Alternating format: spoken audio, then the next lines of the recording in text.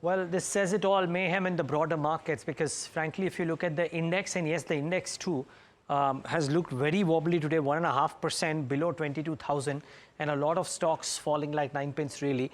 But the broader end of the spectrum is where the pain has been. Mid caps, micro cap, small cap, that whole space has looked very, very ugly in the session today.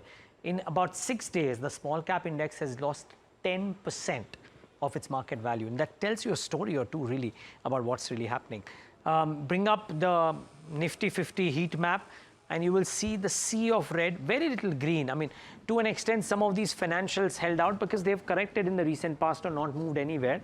And ITC, because of the news, 4.5%. But otherwise, everything linked to the economy has looked wobbly today. From a power grid to a Coal India to an Adani Enterprises, NTPC, Tata Steel, Adani Ports, the whole economy-linked pocket has looked very, very weak.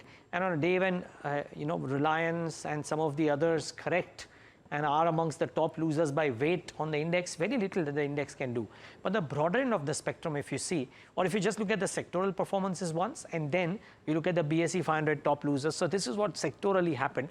And PSEs, top draw on the downside, media, metals, energy, courtesy Reliance Industries, and real estate, another 5.5% lost on this one, amongst the worst performing sectors over the last 5 days. So clearly, there is a lot of pain in a bunch of these economy-facing indices. And then, if you just look at the broader end of the spectrum, sure, an ITC stood out, sure, maybe a couple of others like Ajanta, Abbott, etc. may have done okay. But the list here, look at this and across the board, right? Because you have a PSU called Rides, then you have Tanla Platforms, you have Mishra Dhatu and Engineers India, but you also have Rain Industries, you also have an India Assurance. So across the board, you saw some selling, and it was difficult to single out one particular index as being the lone ranger of sorts. So pain across the board.